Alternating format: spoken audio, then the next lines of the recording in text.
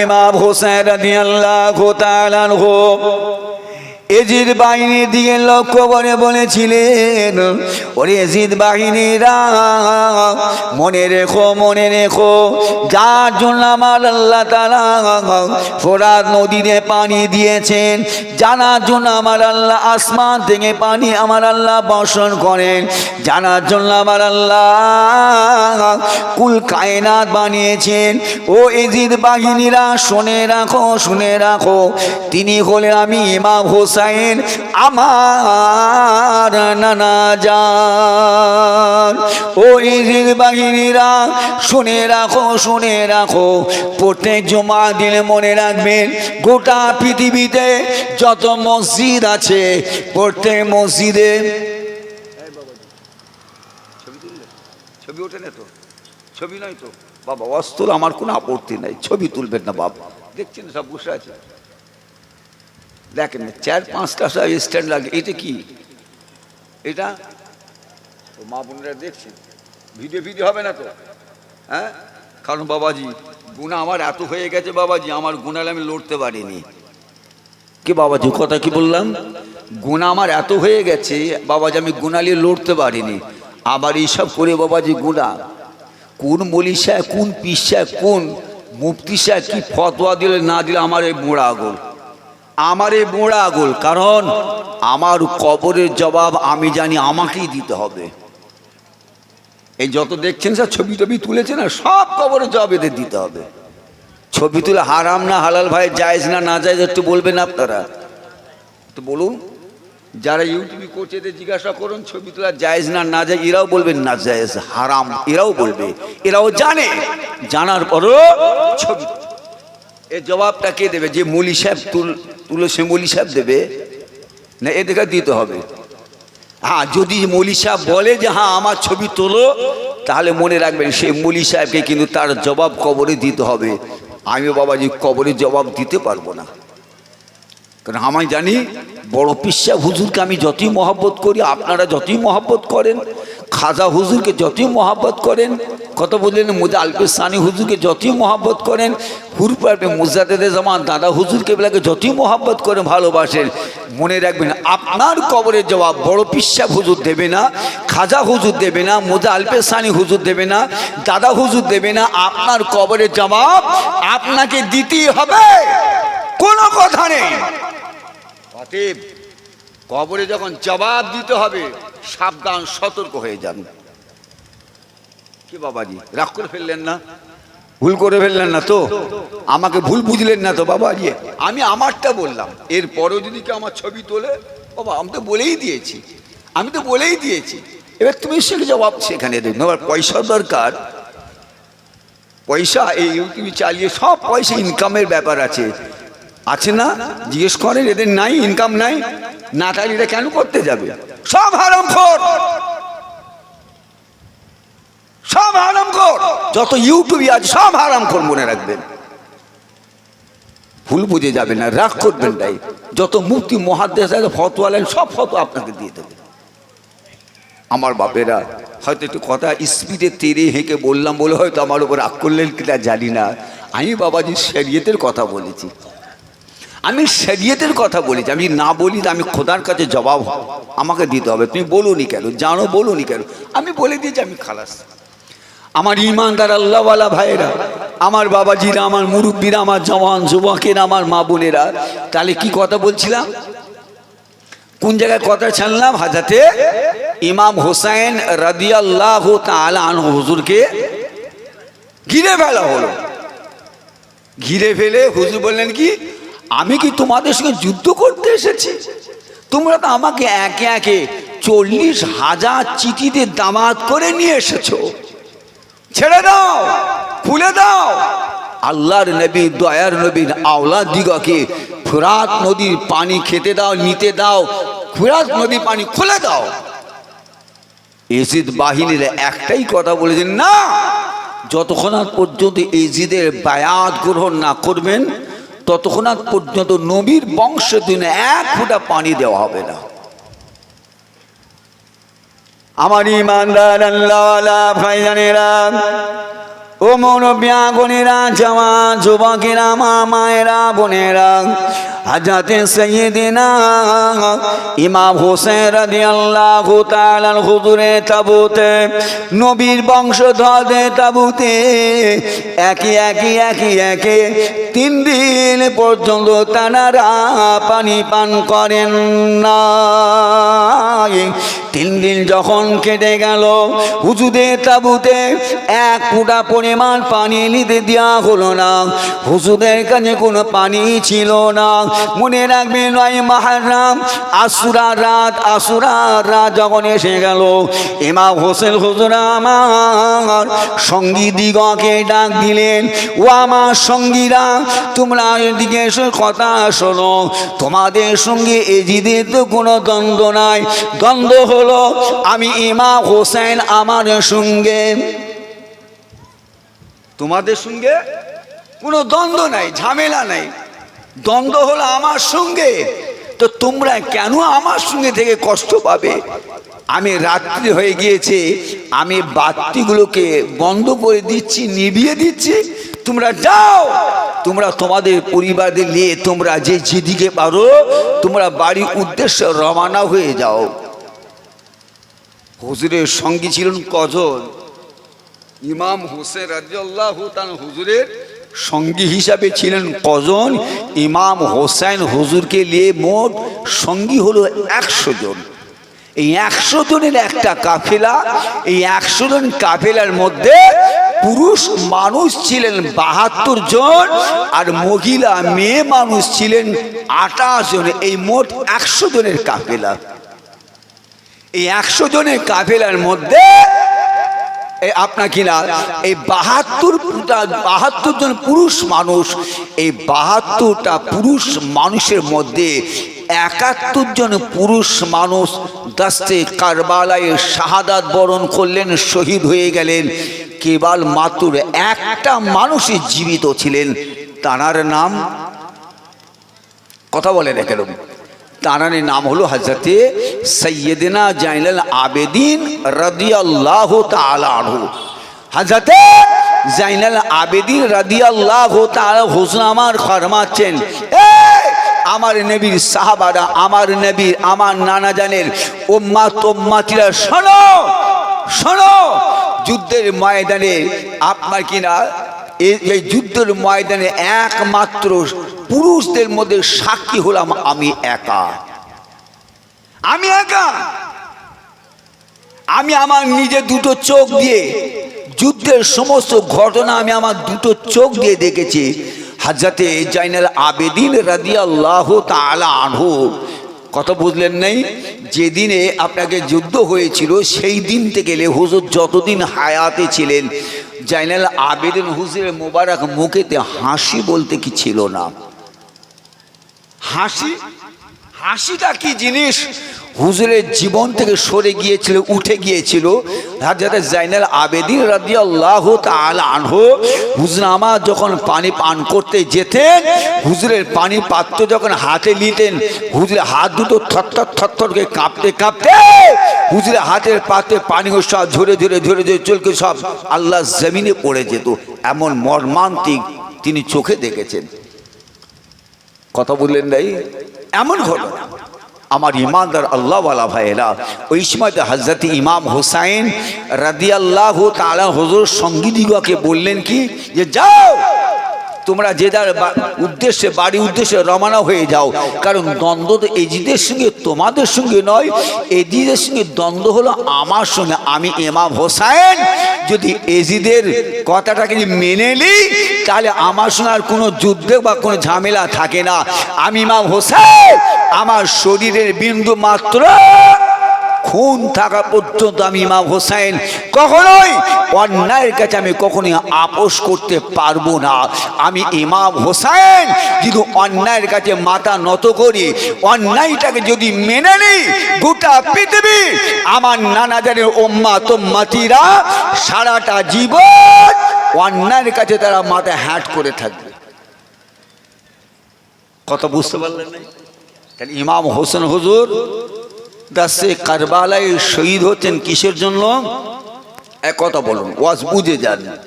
ওয়াজ বুঝে যান, সিংহাসন গদির জন্য, খলিফা হওয়ার জন্য না। যে আমার নানা জানের এত কষ্টের ইসলামকে আমি ইমাম হোসেনের বেঁচে থাকা অবস্থায় কখনো এক জাররা পরিমাণ ক্ষতি হতে দিতে পারি নাই। আমি ইমাম হোসেন যদি এজিদের কাছে যদি বায়াত গ্রহণ করে নিই, তাহলে আমার নানা জানের সমস্ত উম্মাতিরা অন্যায়ের কাছে তারা কখনোই মাথা তুলে দাঁড়াতে পারবে না, অন্যায়ের কাছে তাদের কাছে মাথা হ্যাট হয়ে থাকবে। অতএব আমি ইমাম হোসেন কখনোই এজিদের বায়াত গ্রহণ করতে পারি নাই। কথা বলে না আমার বাবাজি ভাই, এই রাগ করলে বাবা, রাগ করে ফেলুনি তো? হ্যাঁ বাবাজি, আমি সেজিদের কথা বলেছি বাবা, আমি সেজিদের কথা বললাম।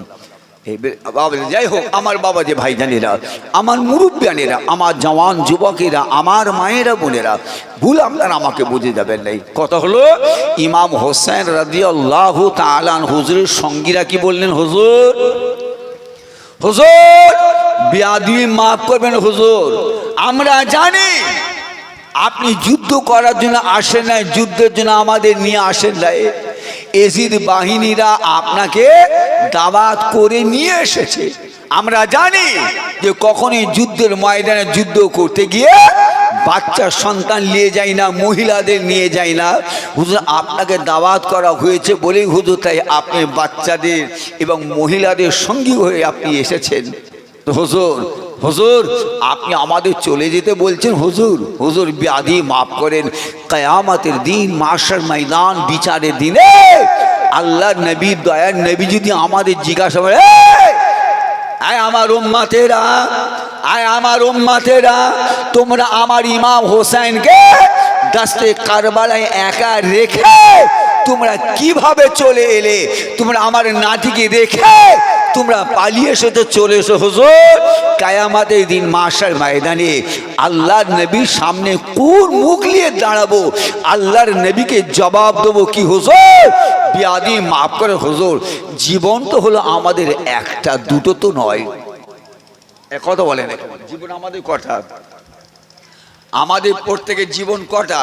জীবন হলো আমাদের একটা হুজুর, জীবন তো হলো আমাদের একটা হুজুর। সুযোগটা দিন হুজুর, হুজুর আপনার কদমে আমাদের জীবনটা শহীদ করার সুযোগটা হুজুর আপনি আমাদের দেন হুজুর, আপনি আমাদের পাঠিয়ে দেবেন নাই। একটু জোরে বলা যাবে না? আর জোরে সোরে বলা যাবে না? টানাদিন ইমানি শক্তি কত ছিল বলুন? ইমানি শক্তি, ইমানি পাওয়ার কত ছিল, যে জজবা কত ছিল, আল্লাহ রসুলের আওলাদের প্রতি মোহাব্বত, প্রীতি, ভালোবাসা কত ছিল, কত। আমার বাবাজি ভাই ইমাম হোসেন রাদিয়াল্লাহু তাআলা হুজুর আমার ওই সময় বলেছিলেন, ঠিক আছে তাই যদি হয় যাও, আমি তোমাদের বলে দিচ্ছি শোনো, হয়তো এই রজনী রাত আমাদের জীবনে আর দ্বিতীয় রাত নাও আসতে পারে, দ্বিতীয় রাত আমাদের জীবনে নাও আসতে পারে। যাও আজকে রাতটা তোমরা যে যার মতো আল্লাহর ইবাদতের মধ্য দিয়ে রাতটা কাটিয়ে দাও, রাতটা পার করে দাও।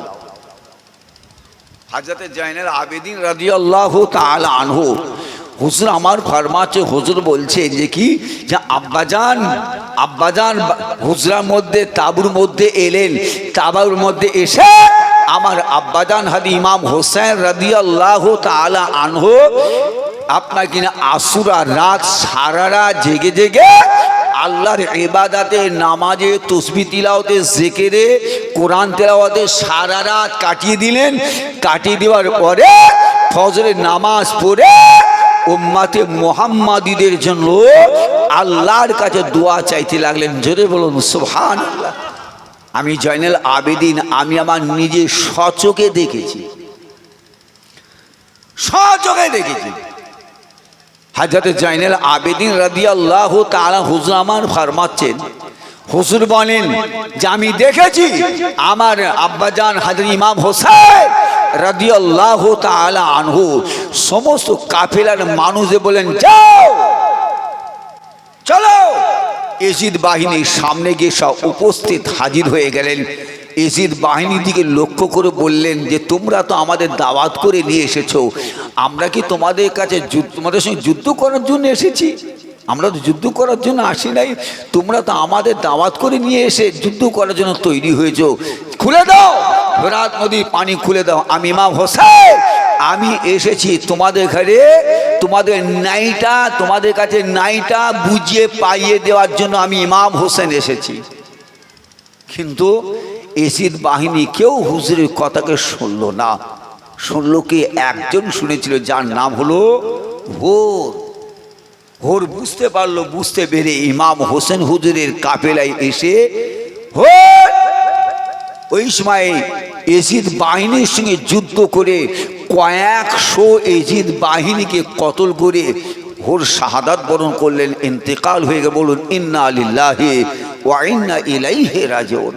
শহীদ হয়ে গেলেন আমার বাবাজি ভাই ইমাম হুসাইন রাদিয়াল্লাহু তাআলা আনহু। সমস্ত এজিদ বাহিনীর সামনে হুজুর দাঁড়িয়ে দাঁড়িয়ে বলেছিলেন, শোনো শোনো, গোটা পৃথিবীতে যত মসজিদ আছে প্রত্যেক মসজিদে জুমআর দিনে ইমাম সাহেব খুতবা তিলাওয়াত করার সময় একটা বাক্য শব্দ ওয়ার্ড ব্যবহার করেন, উচ্চারণ করেন। সমস্ত মুসল্লিরা কান পেতে সেই বাক্য শব্দ ওয়ার্ডটা তারা শোনেন যে কি, আল হাসান আল হোসাইন, আল হাসান আল হোসাইন সৈয়দা সাবাবে আহালিল জান্নাহ। আমার নানা যার উপরে তোমরা কলেমা পড়ো, যাকে নবী বলে তোমরা মানো, সেই তোমাদের নবী হলেন আমি ইমাম হোসেন। আমার নানা জান বলেছেন ইমাম হাসান হোসেন হলো জওয়ান যুবকদের জান্নাতের সরদার লিডার। আজকে যার আপনাকে তোমাদের জান্নাতের সরদার লিডার হবেন, আজকে তার সঙ্গে যুদ্ধ করার জন্য তোমরা তৈরি হয়েছো। কথা বুঝতে পারলেন নাই? কথা বুঝলেন নাই? এখন কথা হলো, জওয়ান যুবকদের জান্নাত বেহেশতের সরদার লিডার হলেন দুই ইমাম হুজুর, হযরতে সাইয়্যিদনা ইমাম হাসান, ইমাম হোসেন রাদিয়াল্লাহু তাআলা আনহুমা। এখানে আমার অনেক বয়োজ্যেষ্ঠ মুরব্বী মানুষ আছেন। একটা কথা আমরা শুনেছি কি, একটা কথা আমরা শুনেছি যে বুড়োরা আল্লাহ পাক যখন জান্নাত দেবেন, কিয়ামতের ময়দানে তুলবেন, সব জওয়ান যুবকরা আল্লাহ তুলবেন। কে বাবাজি কথা বল না, ঠিক জওয়ান যুবক করে তুলবেন। তাহলে এই জওয়ান যুবকদের সরদার যখন দুই ইমাম হুজুর, তাহলে বুড়োরাও তো ইমাম হাসান হোসেন হুজুরের সঙ্গে আপনার নেতৃত্বে জান্নাতে যাবে। কিন্তু এখানে কিন্তু তা নয়, এখানে কিন্তু তা নয়। আল্লাহ রসুল দয়াল নবী দরবারে যখন প্রশ্ন করা হলো, জিজ্ঞাসা করা হলো, হুজুর আপনি তো বললেন জওয়ান যুবকদের সরদার লিডার হলো আপনার দুই নাতি ইমাম হাসান হোসেন, হুজুর আমাদের তো বয়স হয়ে গেছে, মুরব্বি হয়ে গেছে হুজুর, তাহলে আমাদের আল্লাহ নবী দয়াল নবী আমার ওই সময় বলেছিলেন, ওরে আমার সাহাবাগণেরা, ওরে আমার সাহাবীগণেরা, অনুযায়ীগণেরা, বাবারা জেনে রেখো, আমি রাসূলুল্লাহ বলে দিলাম বয়োজ্যেষ্ঠ মুরব্বী মানুষদের জান্নাতের সরদার লিডার ইমাম হাসান হোসেন নয়, ইমাম হাসান হোসেন হলো জওয়ান যুবকদের জান্নাতের সরদার। আর বয়োজ্যেষ্ঠ মুরব্বী মানুষদের জান্নাতের সরদার লিডার হলো আমার আবু বকর।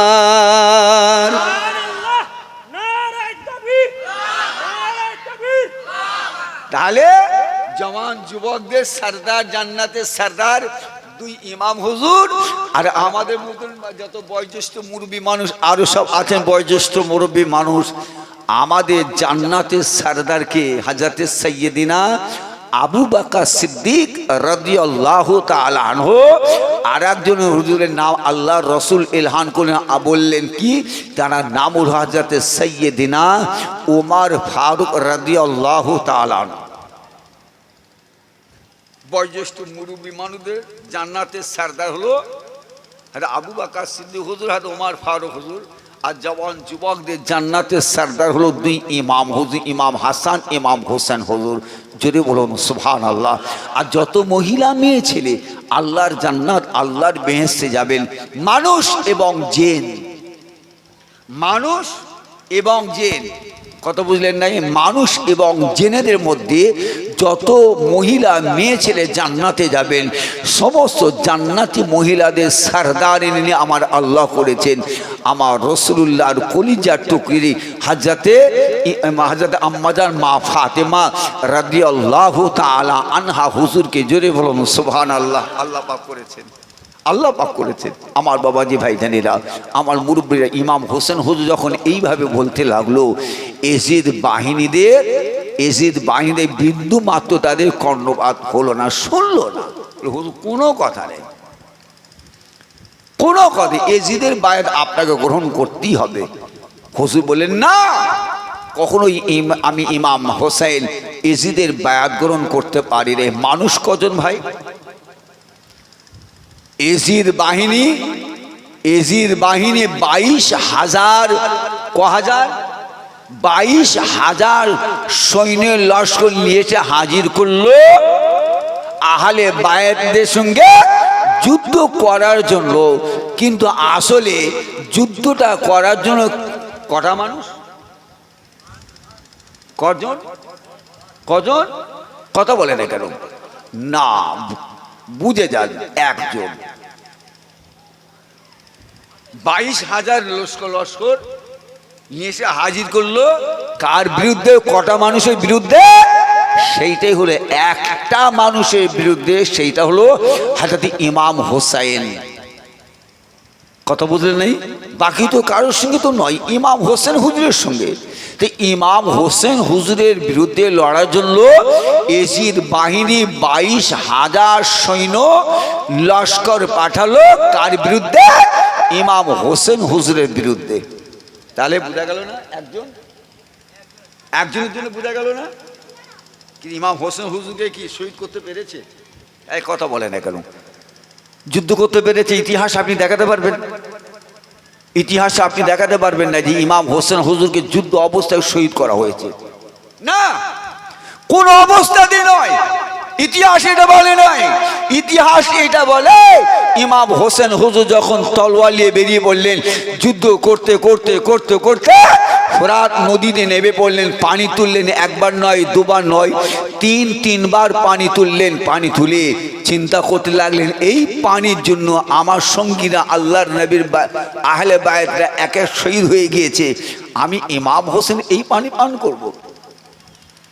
পানি গেলেন নাই, হুজুর উঠলেন, আবার তলোয়ার। হুজুরের তলোয়ারের ধারে কেউ ঘেঁষতে পারে নাই, হুজুরকে আহত করতে, আপনি শহীদ করতে পারছে নাই। কথা বুঝলেন? হুজুরকে আল্লাহ পাক এত ক্ষমতা আল্লাহ দিয়েছিলেন, এত শক্তি আল্লাহ দিয়েছে, বাইতুল নূরে। এই ক্ষমতার কিসের? বাইতুল নূর। কত বোঝা আসে না কিছু? ইমাম হোসেন হুজুর যে জায়গায় জন্মগ্রহণ করেছেন, যে জায়গায় জিবরিল আমিন ফেরেশতা আমার রাসূলুল্লাহর কাছে ওহী নিয়ে আসতেন, ক্ষমতা আমার আল্লাহ ইমাম হোসেন হুজুরকে এতটাই দিয়েছেন, এত শক্তি বলবান আল্লাহ করেছেন, ইমাম হোসেন হুজুরকে কোনো অবস্থাতেই ঘাইল করা যাচ্ছে না। ইমাম হোসেন হুজুর যখন ফোরাত নদী থেকে উঠে এসে আবার তলোয়ার চালাতে শুরু করলেন, যুদ্ধ করছেন, করতে করতে এমন সময় ইমাম হোসেন হুজুরের কানে একটা আওয়াজ ভেসে ভেসে ভেসে ভেসে এসে পৌঁছে গেল। ওই আওয়াজটা কিসের ছিল একটু বলতে পারবেন? বলো। হ্যাঁ, এই আওয়াজটা ছিল আজকে আমাদের গ্রামের মসজিদে নামাজের জন্য 5 ওয়াক্ত নামাজের জন্য যে 5 বার আজান দেওয়া হয়। কথা বুঝলেন নাই? আজান দেওয়া হয়, ইমাম হোসেন হুজুরের কানে আজানের আওয়াজ এসে পৌঁছে গেল, আল্লাহু আকবার, আল্লাহু আকবার। হুজুর যুদ্ধ করেন নাই, হুজুর যুদ্ধ করেন নাই। কথা বুঝলেন নাই? সেই সুযোগে হুজুর যখন আজানের আওয়াজ শুনছেন, আজানের আওয়াজ হুজুরের কানে আসলো, হুজুর আমার তলোয়ার চালানো বন্ধ রাখলেন। সেই সুযোগে এজিদ বাহিনী একটা তীর এসে হুজুরের কপাল মোবারকে আঘাত করে দিল। কথা বুঝতে পারলেন নাই? কথা বুঝলেন নাই? এই এক তীরের আঘাতে এই তীরটা হুজুরের কপাল মোবারকে লেগে তীরটা সোজা হুজুরের মাথা মোবারকের ভিতরই লেগে গেল। হুজুর আল্লাহ জমিনে পড়ে গেলেন। জমিনে পড়ার সাথে সাথে শিমর এসে হাজির হুজুরের সিনা মোবারকের বসে তলোয়ার বের করে হুজুরকে শহীদ করতে। হুজুর বলে, শিমর তুই সেই কালো কাটা কুকুর, তুই সেই কালো কাটা কুকুর। শিমর শুনে রাখ, আজ থেকে 50 বছর আগে আমার নানাজান নূর নবী মুহাম্মদ রাসূলুল্লাহ সকলে বলুন সাল্লাল্লাহু আলাইহি ওয়াসাল্লাম, আজ থেকে 50 বছর আগে আমি ইমাম হোসেনকে ডেকে আমার নানা বলেছিলেন, ভাই ইমাম হোসেন, আমি তোমার নানা একটা স্বপ্ন দেখেছি। ওই স্বপ্নটা হলো একটা কালো ডোরাকাটা কুকুর তোমার শরীরে খুঁড়ে মুখ লাগিয়েছে। এই শিমর আমার নানা যে বলে গিয়েছেন 50 বছর আগে কালো ডোরাকাটা কুকুর, এখন বোঝা গেল তুমি শিমর সেই কালো ডোরাকাটা কুকুর। কথা বুঝতে পারলেন নাই?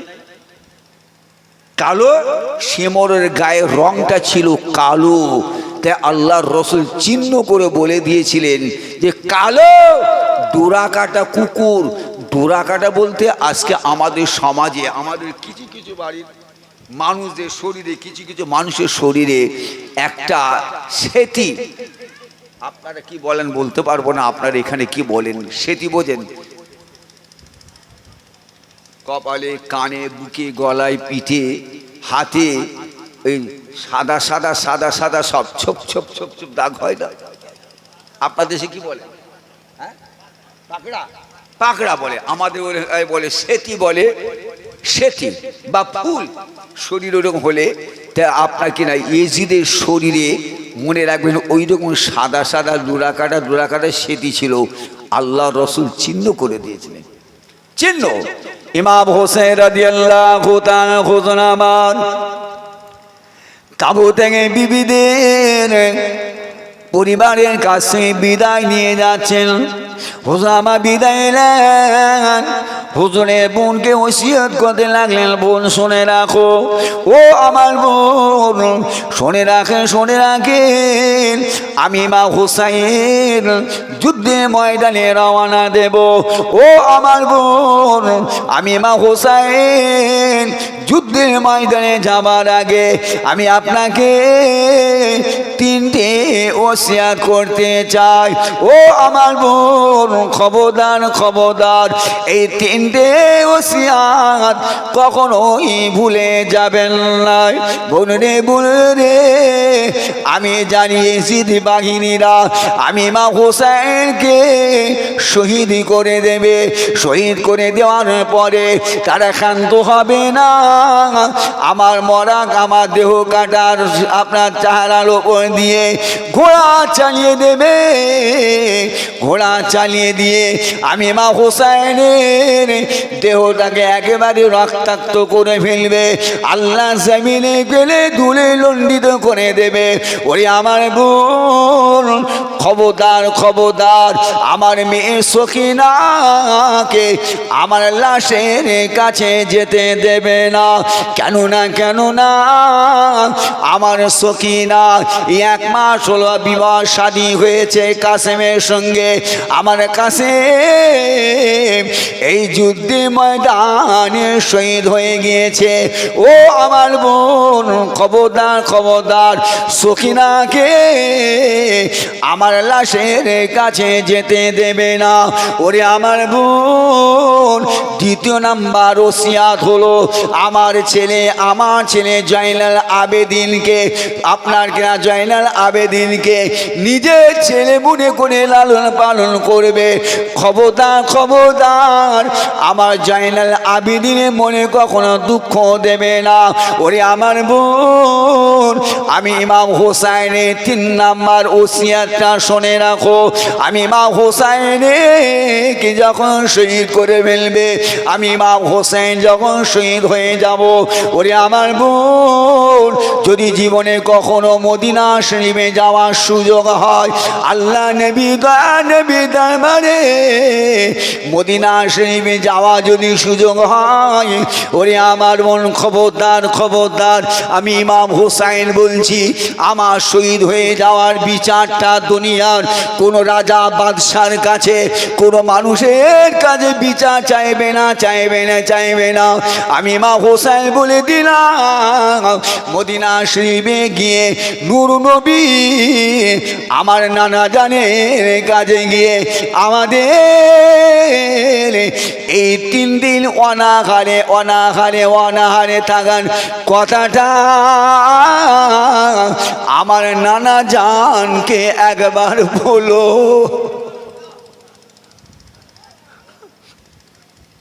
3 দিন পানি দেয় না,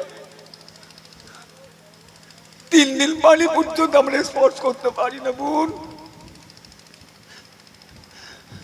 খবরদার খবরদার বোন, মনে রেখো, মদিনা শরীফে গিয়ে কোনো মানুষের বাড়িতে উঠবে না, কারোর বাড়ি যাবে না, কোনো মানুষের বাড়িতে উঠবে না। সুজা গিয়ে প্রথমে আমার নানা জানের কাছে গিয়ে আমার 3 দিনে অনাহারে থাকা আমার নানা জানকে একবার শোনাবে যে, নানা জান, আপনার উম্মতেরা আপনার নাতিদের সঙ্গে এই দুর্ব্যবহার করেছে।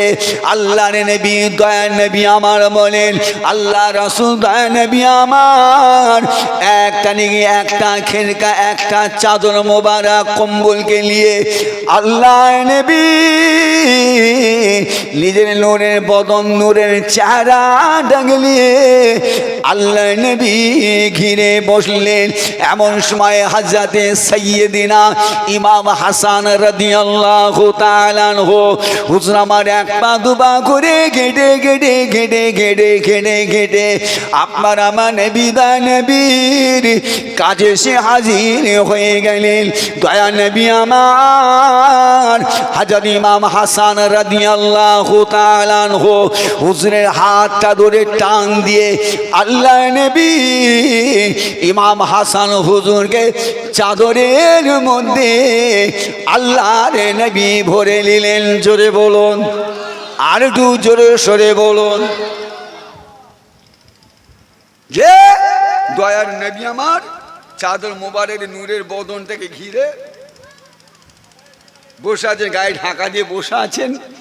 ইমাম হোসেন ইমাম হাসান হুজুর আসলেন, আল্লাহর হাত ধরে কম্বলের মধ্যে ভরে দিলেন চাদরের মধ্যে। হযরত ইমাম হোসেন রাদিয়াল্লাহু তাআলা আনহু হুজুর আমার ছোট্ট কচি বাচ্চা গুটি গুটি গুটি গুটি পা ফেলে হেঁটে হেঁটে হেঁটে হেঁটে আমার নবীর কাছে আসার সাথে সাথে দয়ার নবী আমার হযরত ইমাম হোসেন হুজুরের হাতটাকে ধরেও আল্লাহ রসুল চাদরের মধ্যে ভরে নিলেন। একটু জোরে বলা যাবে না?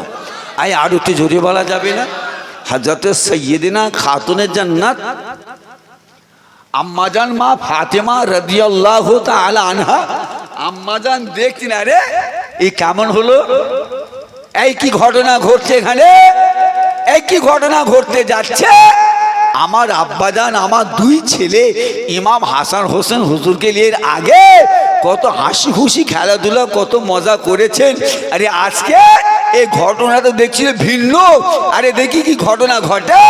আম্মাজান মা ফাতেমা হুজুর এক পা দুপা করে হেঁটে হেঁটে এই ঘটনা দেখবার জন্য আমার রাসূলুল্লাহর কাছে আসার সাথে সাথে নবী আমার আম্মাজান মা ফাতেমা হুজুরের হাতটাকে ধরে টান দিয়ে কোমরের মধ্যে ভরে নিলেন।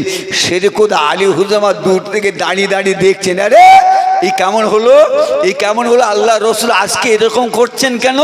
যাই গিয়ে দেখি সেরেকুদ আলী হুজুর আমার আসার সাথে সাথে আল্লাহ নবী সেরেকুদ আলী হুজুর হাতটা ধরে টান দিয়ে বগলের মধ্যে কম্বলে ভরে নিলেন। কজন হলো?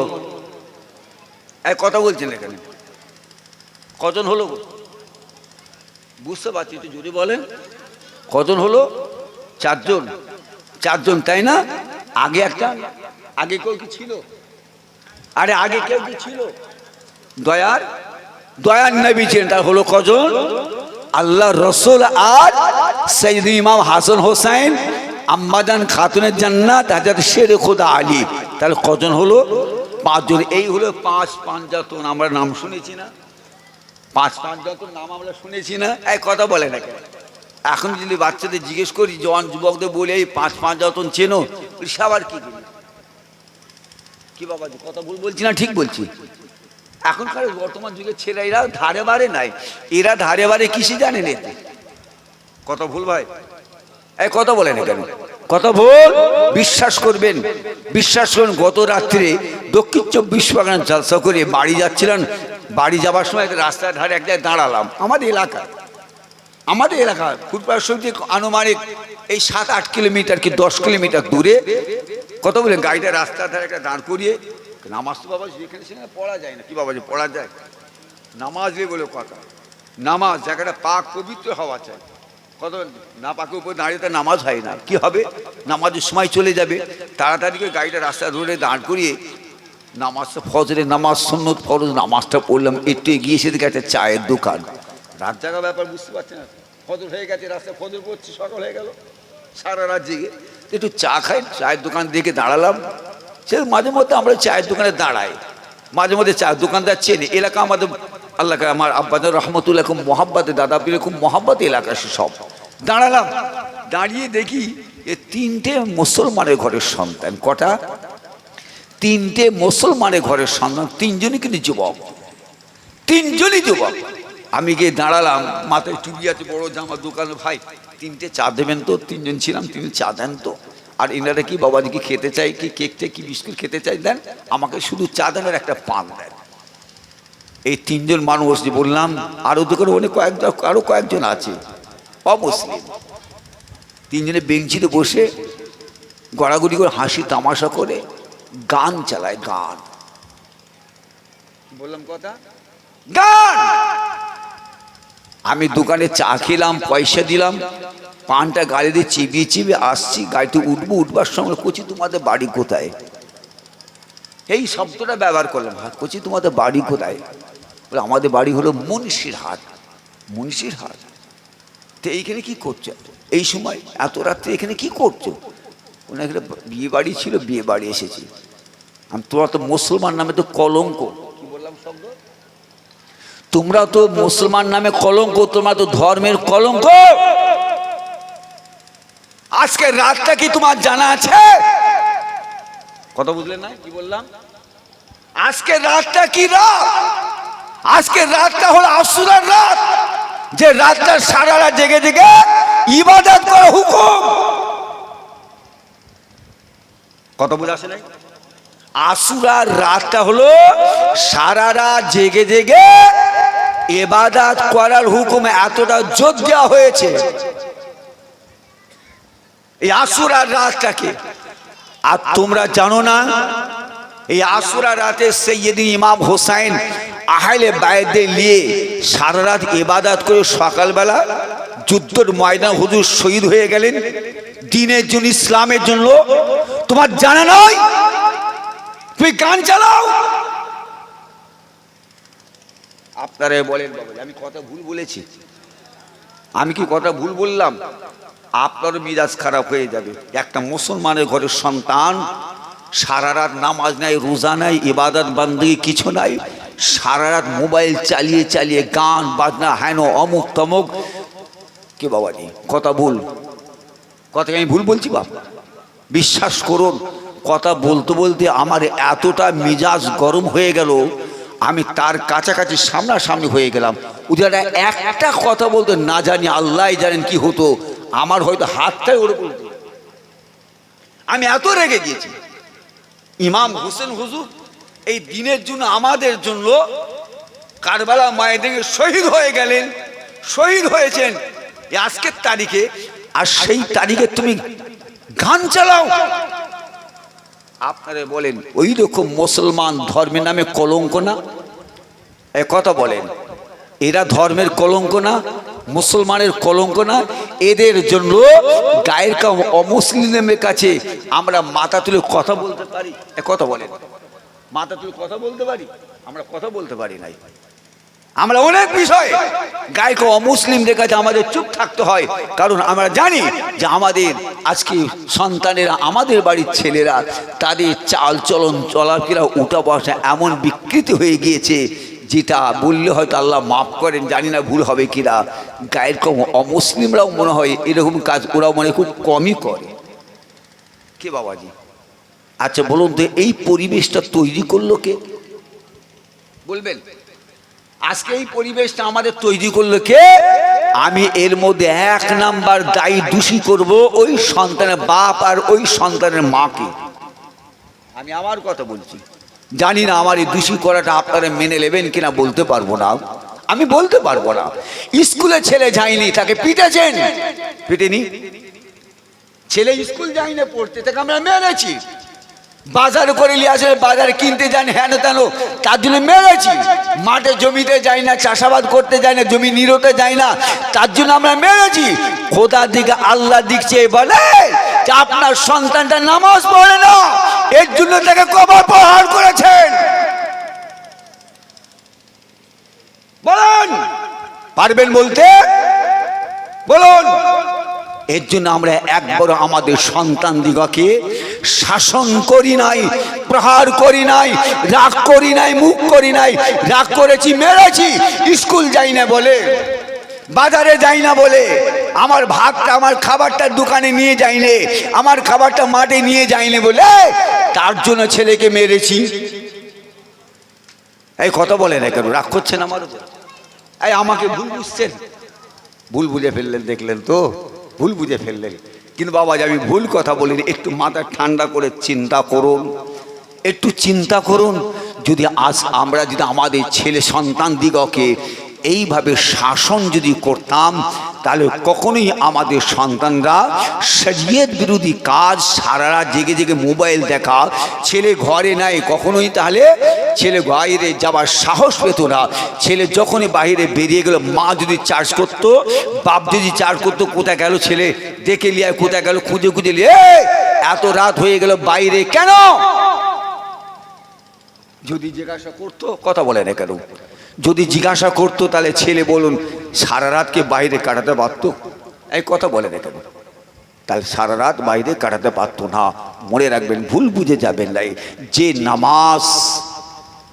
যে নামাজ মনে রাখবেন, এজিদের বাইরে আজান, কথা বুঝলেন নেই?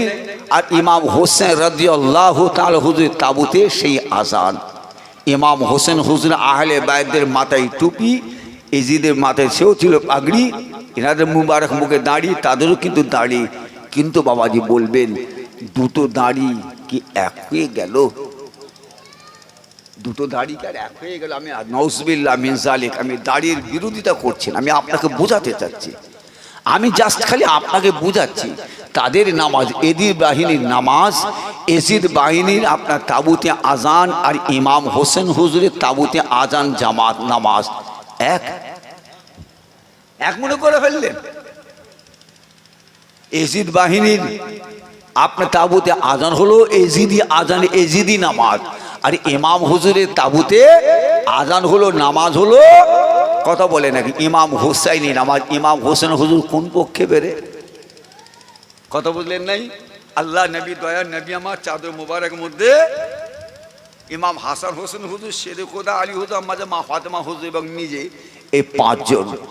এই পাঁচজন আল্লাহ রসুল চাদরের মধ্যে জুড়িয়ে নিয়ে আল্লাহর কাছে দোয়া চাইলেন, আল্লাহ, আয় আমার আল্লাহ, এই পাঁচজনা হলো আল্লাহ আমি রসুলুল্লাহ, আমার আহাল, এরা হলো আমার আহাল, এরা আমার বংশধর, আমার আহাল। খোদা গো, খোদা গো, আমি নবী মুহাম্মদ সাল্লাল্লাহু আলাইহি ওয়াসাল্লাম এদের উপরে খুশি, এদের উপরে রাজি। আল্লাহ গো, আপনিও এদের উপরে রাজি খুশি হয়ে যান। একটু জোরে বলা যাবে না? আর একটু জোরে বলা যাবে না? হুজুর আমার ওই সময় হই, আল্লাহ, আল্লাহ গো, যারা আমার ইমাম হোসেনকে, ইমাম আমার হাসান হোসেন আলী ফাতেমাকে যারা ভালোবাসবে, আল্লাহ আপনি তাদেরও ভালোবাসবেন। আরে জোরে বলেন না সুবহানাল্লাহ, আর জোরে বলেন যাবে না? এখন বলুন, এজিদ বাহিনী ইমাম হাসান হোসেন নবী পরিবারকে ভালোবেসেছিল?